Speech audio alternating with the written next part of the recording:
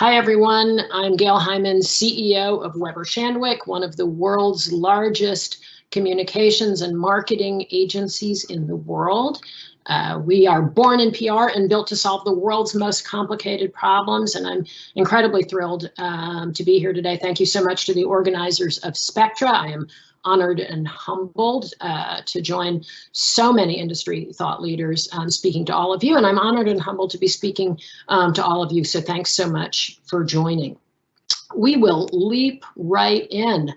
I'm here today to talk a little bit about an old word. The word is compact. It's actually a Middle English word that derives from the Latin, bringing two things together. And most people use it to talk about an agreement, as you can see here, the definition, an agreement or covenant between two or more parties. But what I'm here to talk to you about today is a new kind of compact, an important kind of compact, and one that I'm calling, so not from the Middle English, one that I'm calling a creative compact. And this is my definition: a collective agreement to deploy our human intelligence, insight, and imagination to solve business and societal problems. And my contention is we need this creative compact now more than ever. So I'm going to ask all of you collectively, virtually, to sign on a virtual dotted line, but we'll get to that at the end. My contention is we all know all of the issues that have gone on in the world in the last months, right? I believe we, the collective we, the marketing we, the communications we are key drivers of what's next. And that's an incredibly, I think, important mission and mandate for all of us. But first, let us step back, give or take 677 years. And I'm going to take you, and it's not a happy topic, but I think it's important a little bit to discuss, to the plague. It was called the Black Death.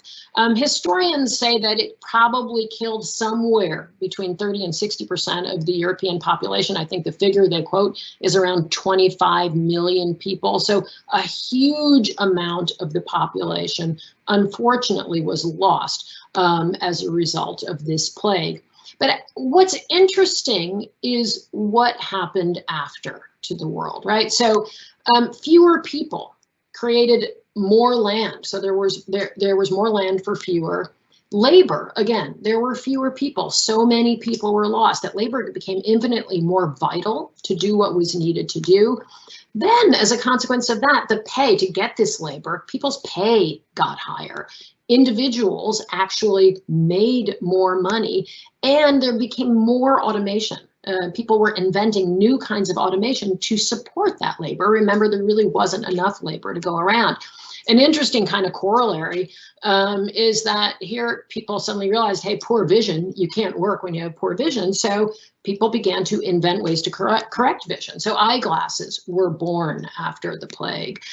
When more money is spread around, there was more equality in what was a very unequal society at that point. That money there then enhanced literacy. People began to want to and learn to read and write. And with literacy and education came ideas, new ideas. So here, another interesting kind of corollary. More hours of working and focus on working drove clocks. Beforehand, people didn't need clocks, right? There was daylight and there was nighttime. There was no timekeeping between that. So more hours of actual work drove the creation of clocks. The recognition of all those who were lost, that 30 to 60% of the population, drove people to really focus on medicine and scientific advancement. And many scientific advancements were born after those years, and hospitals were created. So people suddenly thought, hey, we need a place to care for the sick. So in all end, the bottom line, it was horrible to lose that much of the population, but coming out of it, truly a new world order was born, and I think that's an important takeaway. So now for us here now, right, in this period of time, as we're moving from 2020 to the year 2021 and asking ourselves, so what's next now?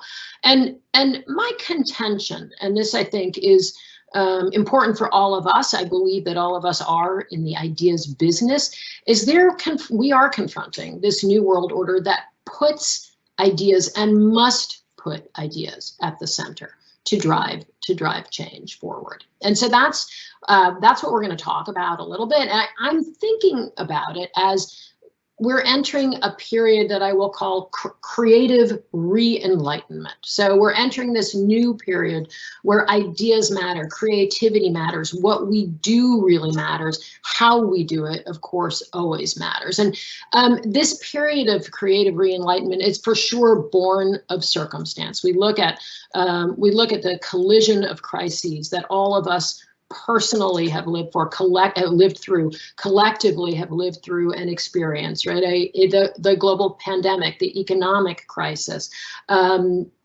just massive crises. So circumstance clearly has dictated a need.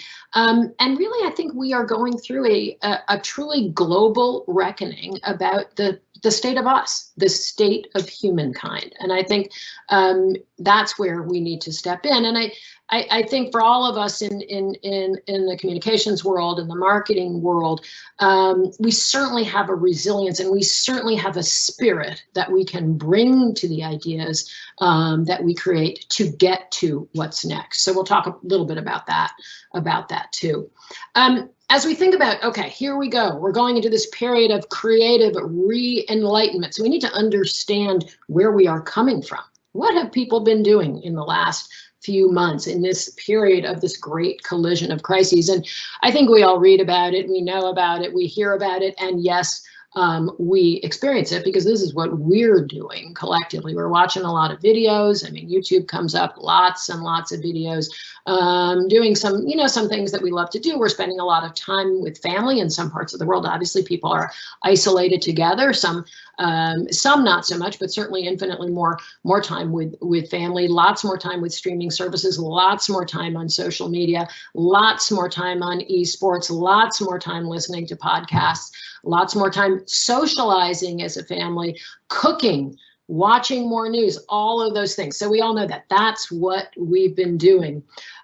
For those of us who have been, and I believe truly privileged to be able to continue the kind of work we do, the kind of work we love to do virtually. Remember, many essential workers all around the world have been unable to do that in the global pandemic. We have been highly dependent on platforms, lots and lots of platforms. Right now, I'm coming to you from Microsoft Teams. It's an extraordinary platform. There are many others, small platforms, right? Like Meetup Call or Join Me or Whereby, certainly Google Meet. We're all experiencing it. Zoom is the story probably of the year 2020. In the year 2019, Zoom had 10 million users. In the year 2020, it has 300 million users. It has a market cap of $50 billion, which you should know is greater than the world's top 6 airlines put together. So Zoom, coming from a little idea, a great idea, a platform that would bring people together, is now an extraordinary player in an important space, in a space that we are fully dependent on. So lots of invention. I mean, credit to the makers of Zoom, right? They had this idea and now catapulted. So these ideas are really, really important. There's other ideas going on. I happen to like this idea. This is from a designer in France, and he took plexi and created what I believe he calls Plex Eats, kind of like an umbrella you put over your head to go out to a restaurant and eat. So restaurants can put these kind of like giant lampshades. I think they're kind of cool. It might be difficult to have an actual dinner conversation with this lampshade over your head, but one could text one's co-diner. I think one of the things data shows, and you've all probably seen the data, that one of the things people miss most is going out, dining out, being together. So an idea, a very simple idea, interesting idea to solve. Ideas come from all over. I think that's really important. This is a tailor in Indonesia, a hearing impaired individual who felt he was missing out on being able to understand people because he couldn't see their lips. So he created something very simple, a mask with a little plastic insert that enabled people to actually see people's lips. I find, and I can't speak for all of you, like you can't see people smile. I mean, here we are all wearing masks, the right thing to do, but you can't see people smile. You don't know how people feel. So I think this is a really interesting idea from a tailor in Indonesia. Here, a grocery store in Finland, people did not want to touch the handles to open the freezer case. So if you can see there in this image, there's a little band coming off the freezer case handle, and you can just stick your arm on it and pull open the door and get some milk. So pretty simple ideas to deal with the circumstance that we're living in. And India too, the government jumped in really early to create a tracking application to track and curb the spread of COVID. I think this came out in April, so that was really early on using technology. So terrific innovation. Another two from India, I think there's a restaurant called Robot in Chennai. It sort of opened 2 years ago, I think, and started to use robots to serve people. Now these robots have been pressed into service, bringing people masks and hand sanitizer. So good use of robotic technology. So kind of cool ideas being pressed into service right now when we need them. So for sure, we, the collective we, right, are making great stuff and making stuff that happens and making stuff that makes a difference. And we're desperate, I think, to do that. And we are, I think, collectively desperate to make things better for all of us, because that's important to what's next. So I want to get a little bit closer in on the communications industry and what we've been doing to create ideas that make things better. This is a campaign that was created by our agency, Weber Shandwick, in India on behalf of the Bill and Melinda Gates Foundation. It's called Stay Home, Stay Safe.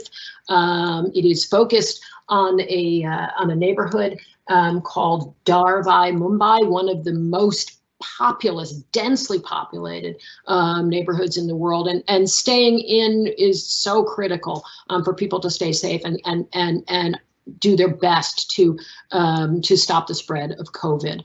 Our team it's an omni-channel program. It's a beautiful program. It has lots of animated pieces, lots of beautiful posters. But I think the heart of it is a very beautiful piece of a beautiful rap song created by the kids of this neighborhood, as well as some Bollywood celebs. So let's go to the video so you can see it and hear it for yourself.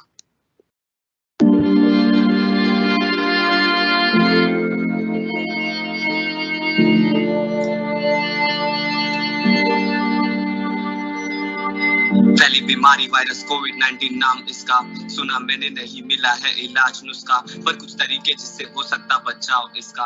हाथ साफ रखो, घर पे रहना काम अपना, और चाहता मदद तुमसे पुलिस वाला आज अपना। डॉक्टर करे सैक्रिफाइस परिवार उनका, तो आ जाओ करते हैं सपोर्ट इनको। सोशल डिस्टेंसिंग मतलब दूरी रखो, मास्क पहन के बात करो, घर पे रह के काम करो, रास्ते को साफ रखो, धूप ना अवॉइड करो, जीत लेंगे जल्दी सारे लोग, बस विश्वास रखो। स्लम्स में है केस, ज्यादा बात समझो बात, उम्मीद है सब ठीक होगा वापस, उम्मीद है तुम सबको सलामत। भरोसा रखो डॉक्टर्स के काम पे, भरोसा रखो ऊपर वाला साथ है। क्या लोग अपने सेफ, क्या लोग अपने सेफ, घरी बसून सर्वे आपल्या वाचवा देश, धारावी में बढ़ते जा रहे इसके केस, फैलने से रोको। स्टे होम स्टे सेफ, पूरे देश में बढ़ रहा case, stay home stay safe, अपने शहर में बढ़ रहा case, stay home stay safe, Dharavi में बढ़ रहा case, stay home stay safe, stay home stay safe, stay home stay safe, पूरे देश में बढ़ रहा case, stay home stay safe, अपने शहर में बढ़ रहा case, stay home stay safe, Dharavi में बढ़ रहा case, stay home stay safe, stay home stay safe, stay home stay safe. देश पुन्हा दुनिया तुला जपल्या हातात, करा मदत घरी बसून करायला साथ, तर मग खोला डोळे घरी बसून तोडू व्हायरस चेन, कारण तीच ती वेळ, नाहीतर कराल सर्वे फेस ती वाईट वेळ। नका येऊ देऊ आपल्यावर, कितीतरी लहान मुले जगतात स्वप्नांवर, नाही देणार पडून तुम्हाला पुढे ही सेवा विश्वास डॉक्टर्सवरती पूर्णपणे। बघा पोलीस धडपडतात रस्त्यावरती आणि जीव पार करतात काम आपल्या खातीर, कारण एकच मोठं थोडी स्वच्छ ठेवा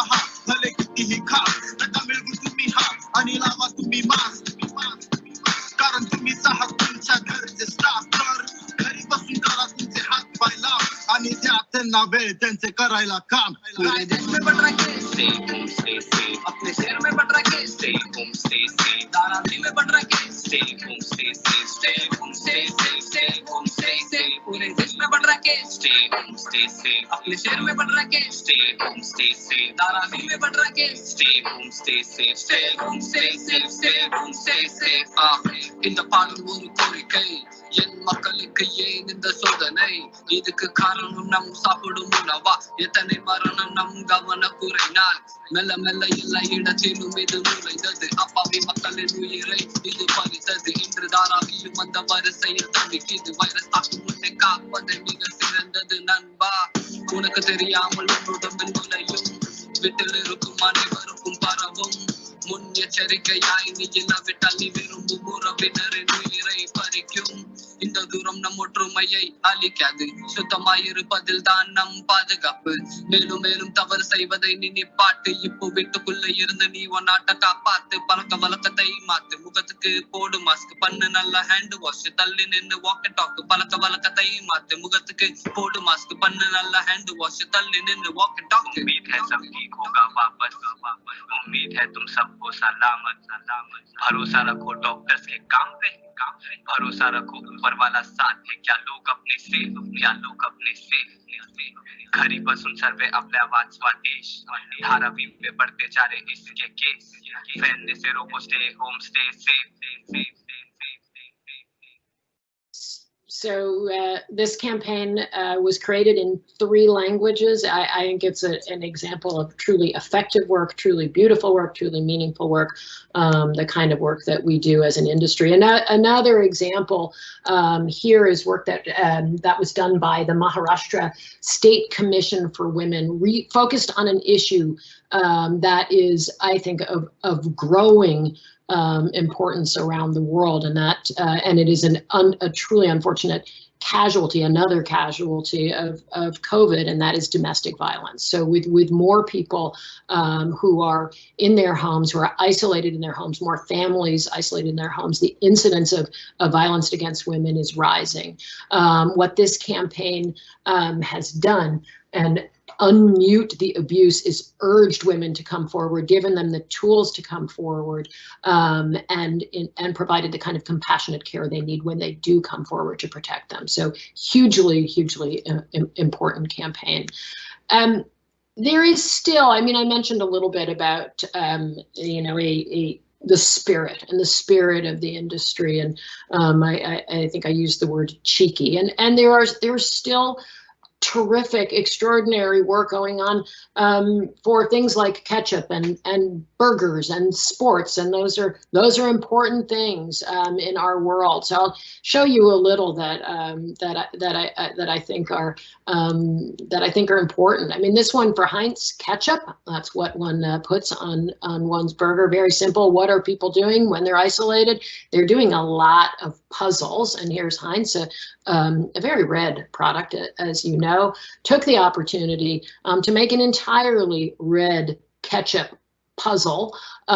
Tough to do. For those of you who do puzzles, you'll know that makes it rather tough. Made those, distributed them, distributed 100,000 meals to charitable organizations, and I think just a very charming way to take a situation, talk about the product a little bit, but obviously deliver something that's useful and charming to people in need of it most. And let's watch the video.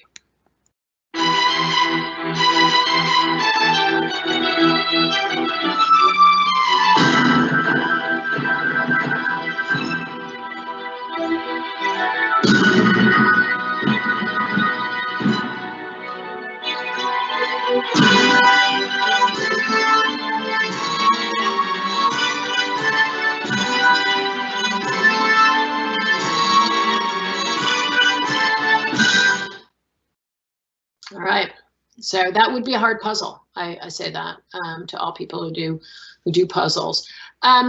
And we're going to end on sports and burgers, right? And Burger King. So we know that a lot of major organizations like Burger King sponsor sports. This is kind of a cool thing that Burger King did, was went and sponsored a true underdog. We collectively love an underdog story. Stevenage is a team that I believe is the bottom of the fourth division of English soccer. So a team that probably wasn't high on anybody's radar screen, but recognizing the opportunity in the video in video soccer or football, as you all might say. Burger King went to sponsor, put their jersey on these players, encourage those playing video sports to go ahead and buy up the greatest players, put them on the Stevenage team, and rewarded those people for playing with some BK products. And in the end, the Stevenage team rose in prominence, so as did Burger King. So take a look at this.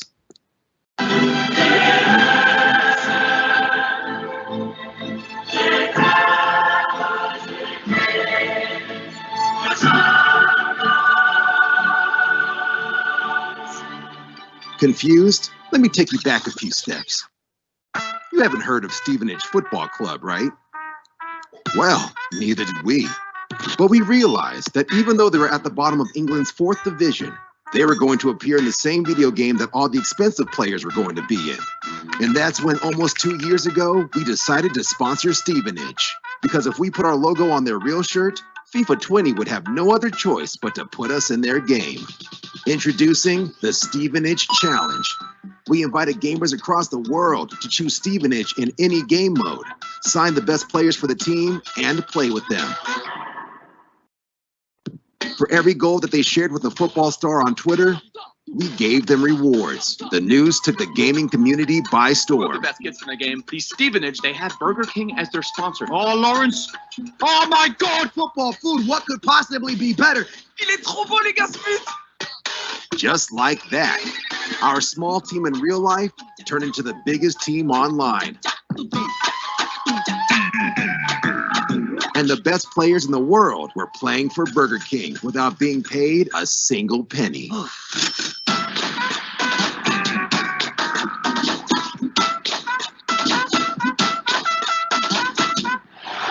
not every night. This comes.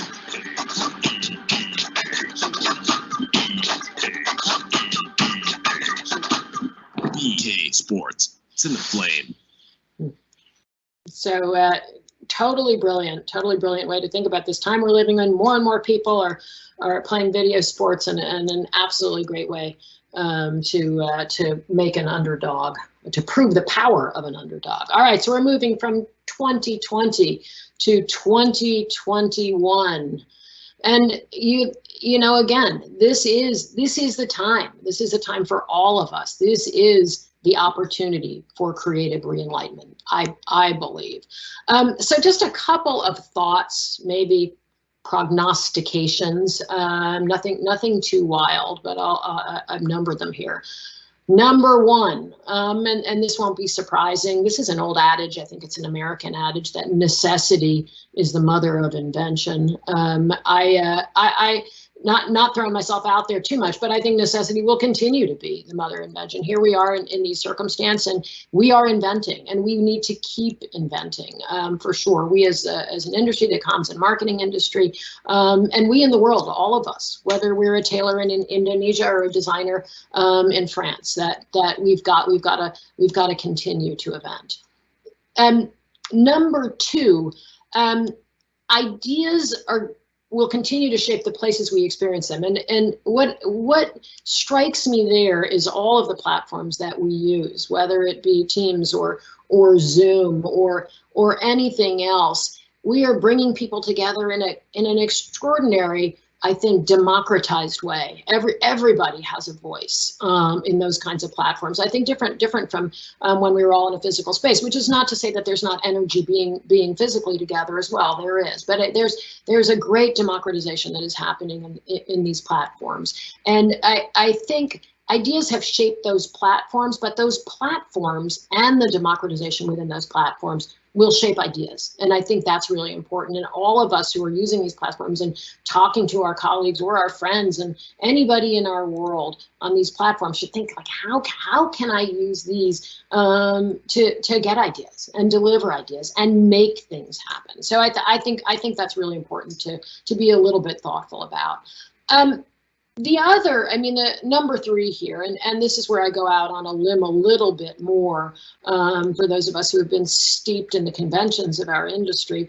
If we look at the world and we look at the ideas, even the few that I've just shown you, whether it's the tailor in Indonesia or the designer in France or, or the creative minds behind the campaigns that I showed you, that, ideas come from everywhere. And is the traditional demarcation of here's the creative team and here's the other teams, is that really going to work on the go forward? Are there other ways to think about how we bring terrific minds together to invent the kinds of things that we're going to have to invent, the ideas that we're going to need to propel society and business forward? So maybe it's time to rethink the creative separatism that has been a part of this industry for so many years.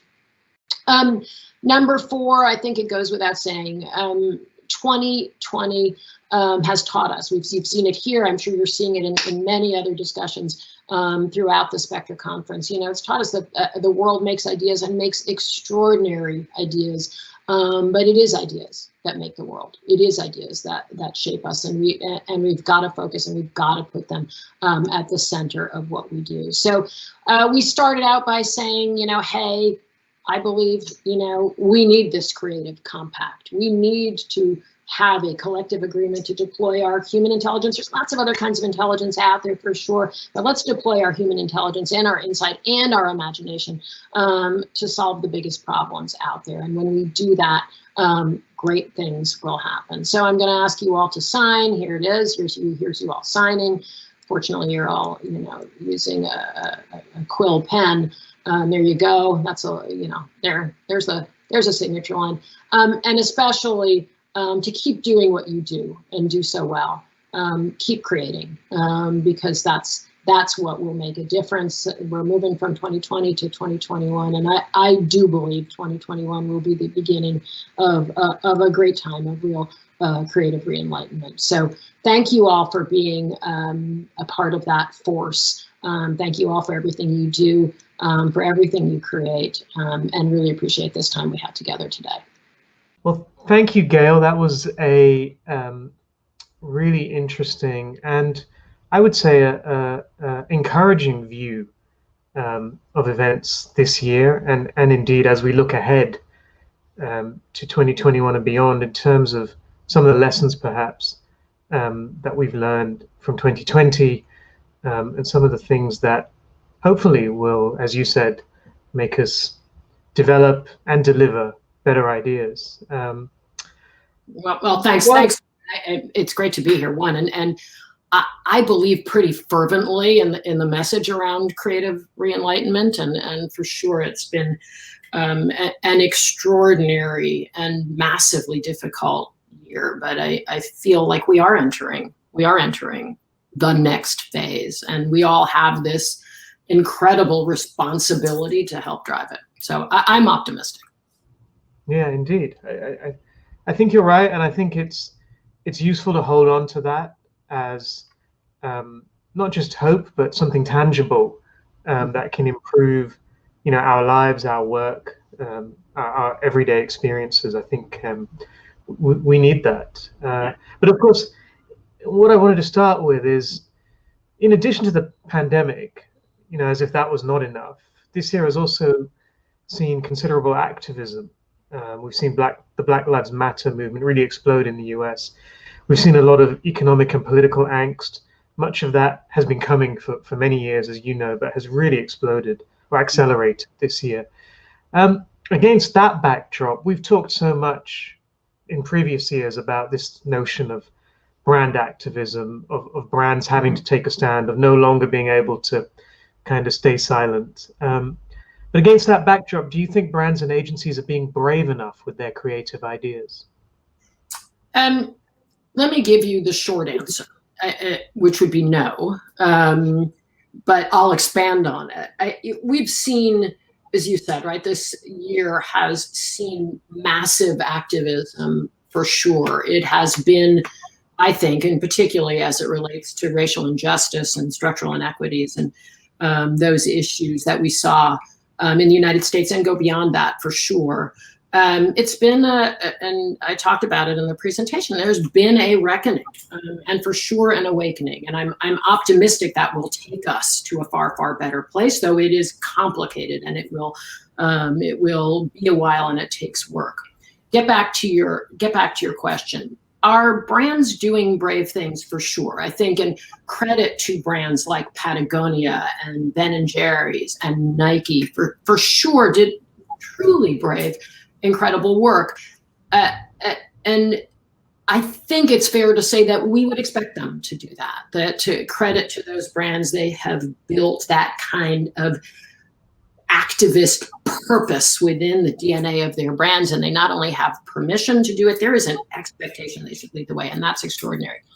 I believe that brands will not be able to act as bravely as we would hope that they will until there's real diversity in the idea making teams, whether that's on an agency side or whether that's on the brand side, and that it takes experience to some degree to write from, to think from, to create from. And if you, I'll mention a client. It is a client that we work on, and it's Pernod Ricard's Absolute brand. And I think you've seen the work around sex responsibly, and Anne Mukherjee, who's the CEO, who talks bravely about her experience with sexual assault and why this notion of consent and the campaign around consent for this brand was so important.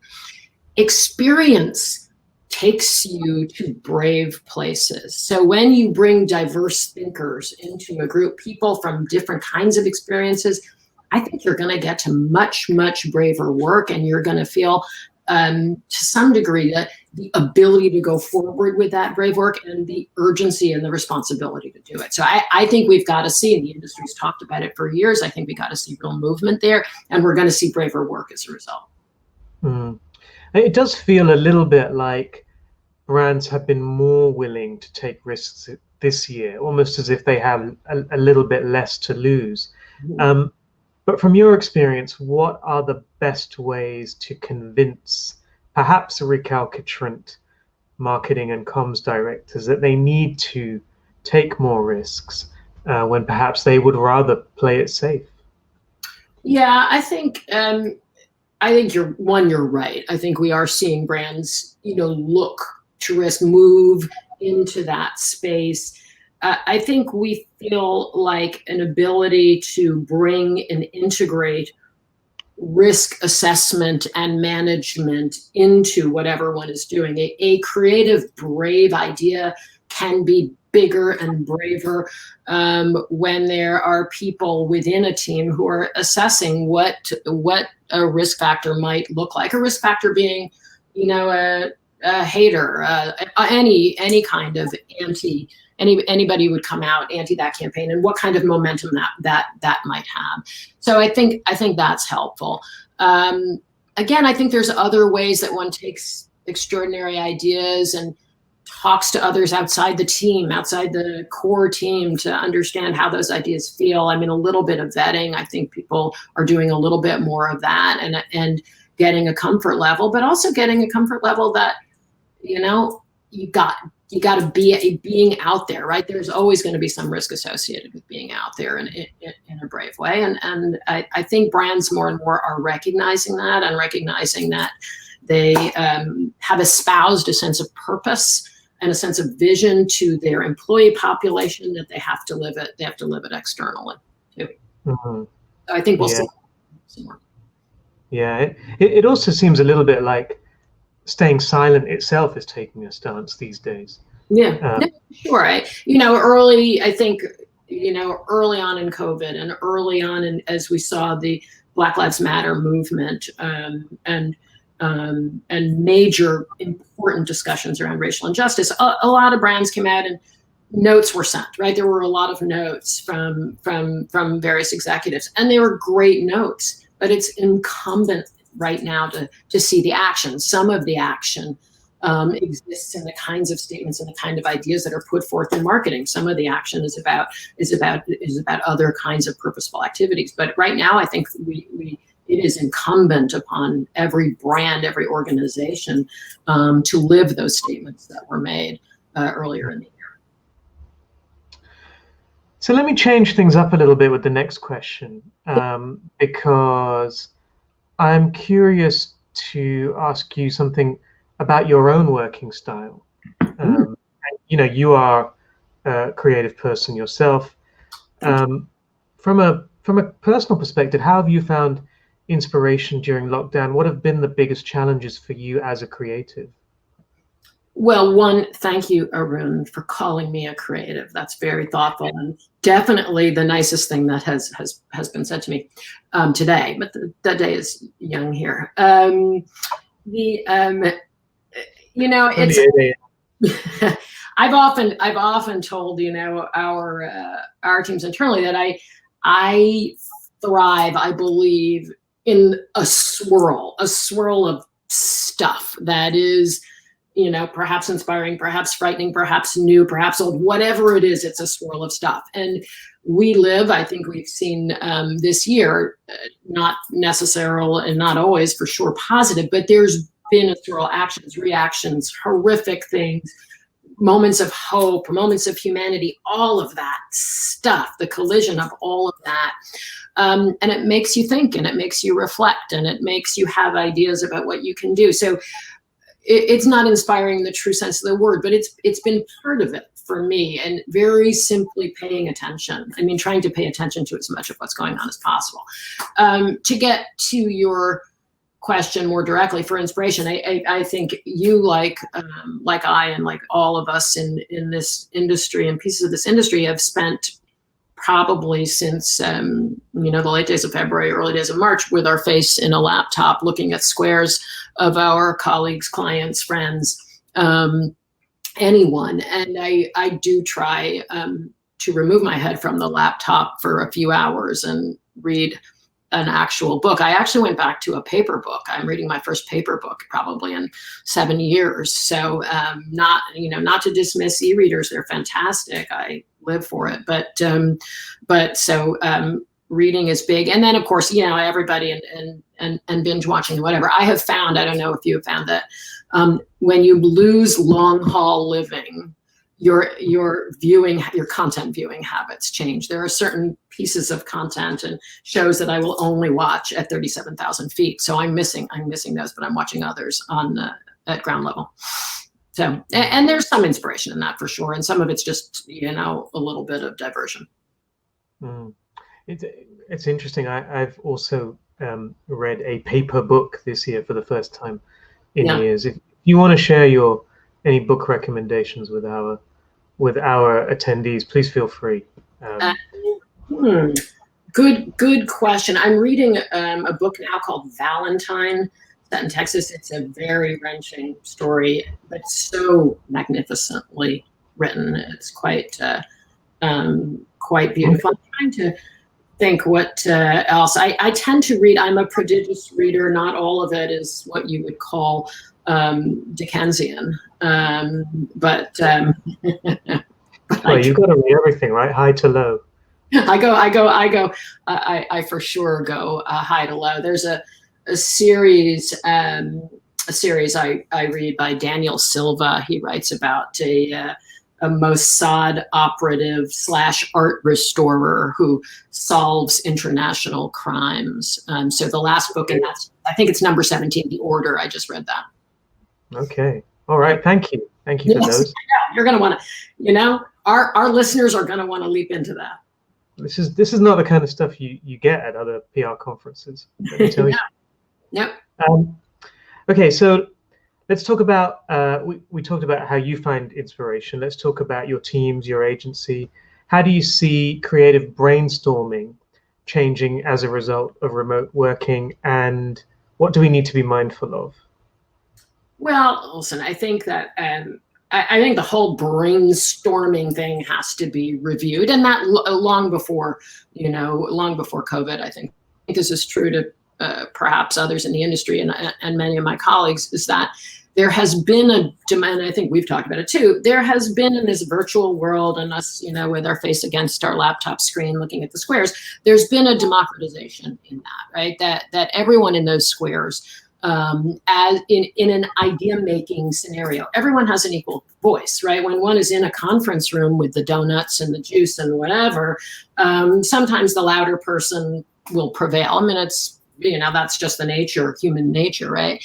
In the squares, I think we all have an equal voice, and there's something quite beautiful in that, and I think that has helped the creative process. The problem is there's no serendipity in the squares. It's appointment creativity, right? So you've got to be asked and you've got to sign in. So how one can override the destination idea making to embrace something beyond. And to me, that's, we've got to work. And it's not only about technology, but we got to push the limit of the platform and get to more of a gaming kind of a platform to bring in different voices and different players. So I think there's some stuff to be worked on from a platform point of view as we continue in this mode. I will go back to the first question. I think that diversity of individuals brought to the party, whatever that party is, whatever the idea making party is, and is the most critical piece to development of ideas on the go forward. And in a classic, you're in a physical environment setting, again, you're going to wander into someone in the hall and you'll say, Harold, he seems fine, or Sylvia, let's bring her in. This doesn't happen anymore, so we have to overcome it. And I think we're looking at new ways to do that. Mm. Is there anything you can disclose or divulge in terms of a platform approach that perhaps Weber Shandwick is looking at? Short answer, no, but we are looking at it. We are looking at it and believe that. Listen, they're great, and and I talked about it here today in my discussion. Platforms are extraordinary, and look at it. There's many, and there will be many more. It feels like we've got to begin to fuse them with the other world stuff that's happening in the gaming industry more. And I know that's happening, but I think you'll see us look at that. Mm. Yeah, no, I think it's ripe for disruption. It has to be disrupted, because this is great. This is better than me not seeing you and talking to you and not coming to Spectra virtually, but it's one-dimensional. It's one-dimensional stuff. And there's a need for multiple dimensions. And I think we're gonna move to a better place as it relates to COVID, hopefully soon, and obviously gradually different around the world. But we're still being some more virtual circumstance than we ever have been. So we need to push hard on it. Mm. So you used a wonderful phrase in your presentation, creative separatism, which I really enjoyed, and particularly because the word integration is kind of overused. So I liked that. Are clients ready to call a halt to the conflict? Answer the question. One, no, probably not. But I think it merits the discussion. I'm not sure it's a conflict so much as it is muscle memory, reflexive. We have these separate pools of human beings, and we have said we can go back before Mad Men was a show. There were account people, there were creative people, and here we are, approaching the year 2021, and we're in the same kind of pools, and that seems. And look at the world. The world has changed so profoundly and so much. Why are we organized in the same way? And why have we dubbed some people right-brained and some people left-brained? And why have we chosen to base everything we do on that? When, again, go back to my presentation, not that it's, the sine qua non of how the world should move forward, but hey, there's a great idea from a tailor in Indonesia. Why are we saying that only, Harold and Sylvia are the creative people and Ted and Mildred are not? I don't know. I don't know that. And I don't know that we are getting our best work in the in these silos that we have invented and propel. So personally, I think we need to whiteboard it and take a look at it and beta some different ways of going. So are people ready? You know, people cleave to what they know and the muscle memory. So it's a neat way to organize things when someone can say, let's ask the creatives, right? I mean, that's easier. I don't listen. It's an extraordinary industry. It's an important industry. I don't want to throw out, you know, what has made the industry, but I think it's time to take a look at some of the foundation and see where we can do better and move forward differently. Yeah, I always feel like when you delegate creativity to a specific department or a team, it's almost like you are removing the responsibility to be creative from everyone else, which is a shame, really. For all of us as humans. I just think it's, you know, it's a lot less fun for everyone. Listen, like I said, there are some people. Listen, we all are going to cleave to our comfort zone. But you know, should we push people to think a little differently? For sure. I think that's what intellectual growth is all about, right? And new exposures. So it's just time to. We are at this inflection point. I think it's time to look at things in a fresh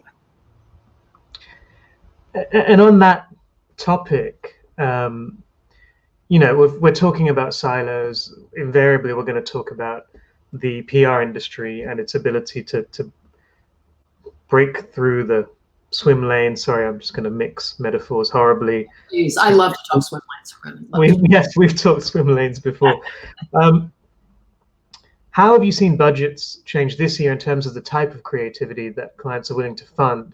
Because the conventional wisdom now, we've reached almost the end of the year, is that traditional advertising formats have declined this year, which presumably presents an opportunity for the kind of creative that the PR industry is better at developing. Yes, I think I probably see it in a slightly less binary way and more a little bit episodic. I mean, early on, so here we are in this year, right? And early on in the pandemic begins, and clients certainly on the consumer side of things, and one would be hesitant to launch anything. Business as usual, ideas as usual, had to move more slowly or stop. So dollars from clients, we did see budgets shift into the kind of idea making that is about reputation or about purpose or about managing workforce issues and those kinds of things. So we did see that, and we were proud. I think proud to counsel and help many clients in many substantive issues that happened early on. Now as we're shifting, right? We're in another phase, and every part of the world has gone through a different phase of this pandemic. But we are seeing dollars shift back to business as usual, ideas as usual. Are they ideas that are we stealing budget from the advertising world in order to do them? I'm not prepared to say that right now, but I think we are seeing going back to a more business as usual launch pattern, budget and budgets associated concomitant with sort of bigger activities. Okay. The industry, the PR industry, I think has proven itself more resilient than many expected this year. So it's nice to think that there's an opportunity there that perhaps won't be, will be recognized by clients. Because a lot of the work this year, like you said, it's multiple stakeholders, it's been more real, right. More fixed. This year proved, right? I think this year proved, and we've said it before at Weber Shandwick, this year proved that we live and work at the intersection of multiple things, right? It's not just media and technology and entertainment and policy. All of those things come together. This year proved that you cannot pluck one out of the mix And that's why PR, I think, is more resilient, will continue to be more resilient, because we bring together, as a matter of course, those kinds of expertise. We don't separate that out. And that, unfortunately, we showed the power of what happens at intersections this year in the world. And I think NPR has risen to that occasion. Okay. And then finally, my last question, and this is quite a big question. So perhaps, as you might expect, I saved the I know you like to end with with go big with a bang, hopefully. But perhaps just to help you kind of narrow down what you can realistically answer, maybe look at what you've learned specifically this year. Where does the industry need to invest and hire in order to fulfill its potential in terms of creating ideas rather than just executing them? Well, I'll go back to the first question. The industry must double down on diverse talent. The industry is clearly moving in the right direction. There's much progress to be made. But I feel really strongly we cannot make the ideas that will propel our clients, organizations, business, unless we have the diverse talent to make them. And beyond that, we simply must have the representation of the world that we inhabit. So, so that. The second piece, I think, is that to talk about Weber Shandwick for 1 second, just to answer the question. I see Weber Shandwick as a network of specialized teams and specialized experts, right? So we have people with massive depth in healthcare, with massive depth in policy, with massive depth in nutrition. I think the future of public relations is to bring those specialties together, to inhabit the increasing number of intersections we live and work in the world. And that's where that's where the talent must be. We can't, the world is not, we need to understand technology. I mean, look at the vaccination situation as an example, right? I mean, you have to understand science, you have to understand policy. You have to understand workforce as businesses are going to be looking to how do they think about vaccinations as it relates to their population. Every possible issue comes into that. You need specialist thinkers there to be able to address their clients.